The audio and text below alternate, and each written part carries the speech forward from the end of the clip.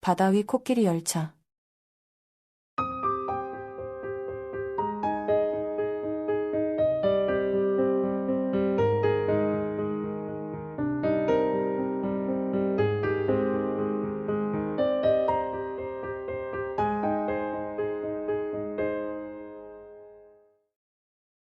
일장 코끼리 열차가 들어오다. 코끼리 열차는 오전 10시부터 오후 4시까지 2시간마다 한 번씩 운행되었다.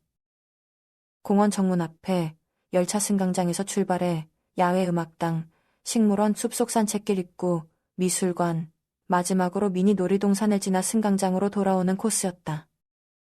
오전 10시 5분 전, 언니는 공원 승강장에 서서 그날의 첫 열차를 기다렸다. 평일 오전이라 그런지 승강장에는 무료한 시간을 보내기 위해 나온 노인 서너 명과 아기를 안고 나온 젊은 엄마들 몇이 서성일 뿐이었다. 엄마들은 자기들끼리 모여 하하우 즐겁게 수다를 떨고 있었다. 언니는 사람들 사이에 얌전히 서서 코끼리 열차가 들어오길 기다렸다. 조금이라도 키가 커 보이길 바라며 신은 굽 높은 샌들에 깔끔하게 올려 묶은 머리, 전문적이고도 똑 부러진 여자의 느낌을 주기 위해 입은 하늘하늘한 칠부 소매 블라우스와 단정한 스커트에도 불구하고 27살 그녀는 여전히 자그마하고 제 나이보다도 한참은 어려 보였다. 아직 6월 중순이었지만 햇살은 벌써부터 한여름처럼 따갑게 쏟아졌다. 언니는 눈썹 위에 손 그늘을 만든 채 열차가 보이나 고개를 기울였다. 공원에 커다란 분수가 뿌리는 물보라 사이로 코끼리 열차가 다가오는 게 보였다. 물방울에 반사된 무지개가 열차 위로 아침운처럼 떠 있었다. 언니는 메고 있던 숄더백을 고쳐매며 빙그레 미소를 지었다. 코끼리 모양의 전기 자동차가 끄는 10칸짜리 열차는 분수를 돌아 천천히 승강장 앞으로 다가왔다. 거대한 귀를 펄럭이는 코끼리가 허공으로 훌쩍 뛰어오르는 환상이 언니의 눈앞에 자연스레 펼쳐졌다. 굵은 다리가 무지개를 사뿐히 뛰어넘더니 언니를 향해 푸 긴 코 울음을 울었다. 멍하니 몽롱한 미소를 띤 채 서 있던 언니는 빵! 기차의 경적 소리에 화들짝 정신을 차렸다. 언니가 넋놓고 있던 사이에 열차가 승강장에 들어왔다가 다시 출발할 준비를 하고 있었다. 아! 그녀는 후다닥 열차에 올랐다. 3인용 의자가 마주보고 있는 구조의 칸으로 들어서자마자 열차가 움직이기 시작했다. 휘청거리며 자리에 주저앉고 보니 맞은편 의자에 남자가 비스듬히 길에 잠들어 있었다.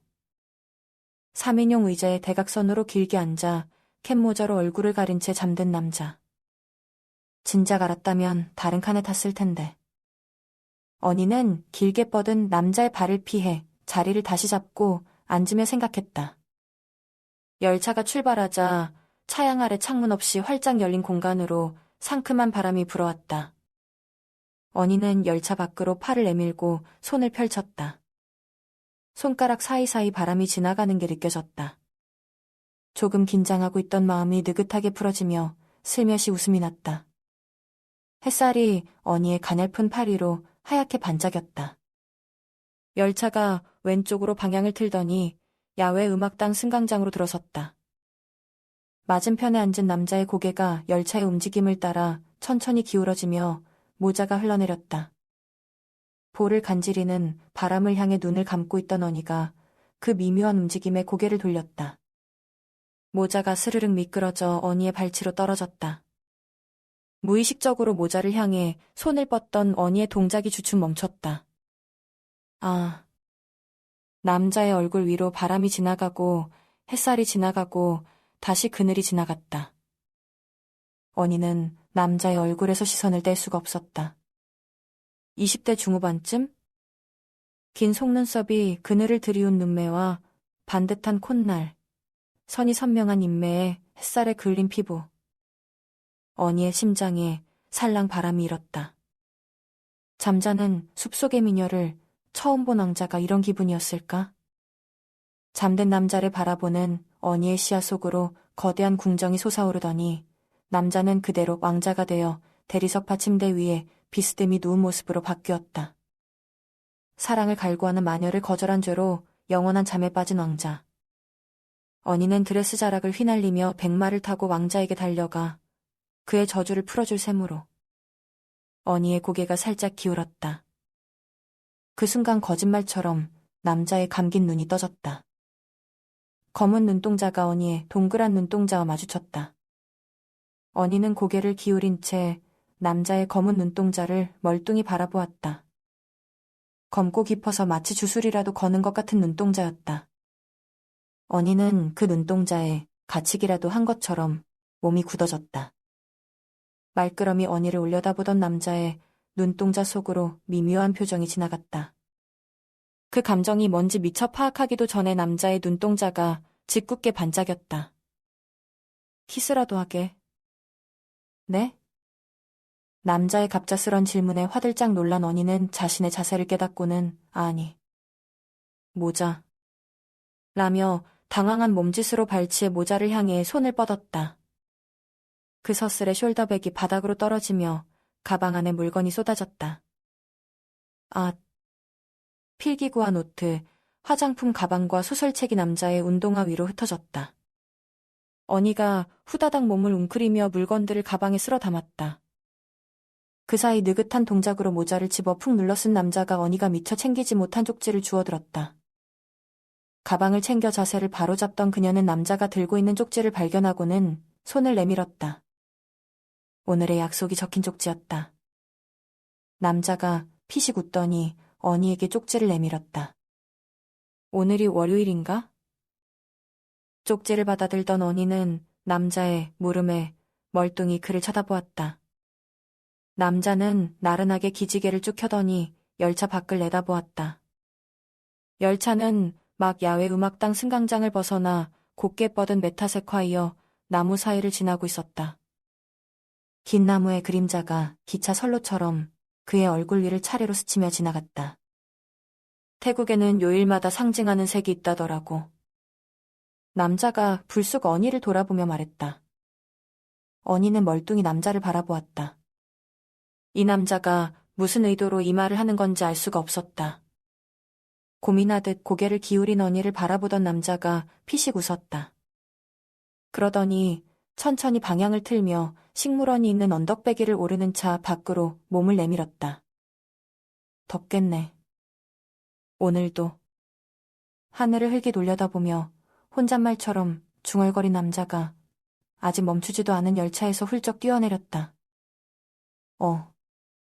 놀란 언니가 열차 밖으로 고개를 내밀었다. 남자는 가벼운 동작으로 몸을 풀듯 기지개를 쭉 켜더니 산책로를 따라 걷기 시작했다.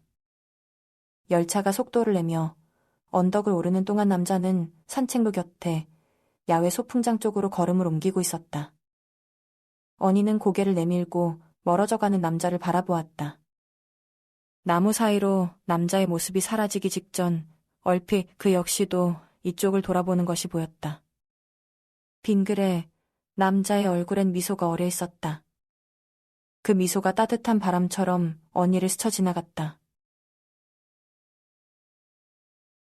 식물원을 지나 숲속 산책길 승강장에서 내린 언니는 그 자리에 서서 쥐고 있던 쪽지를 다시 들여다보았다.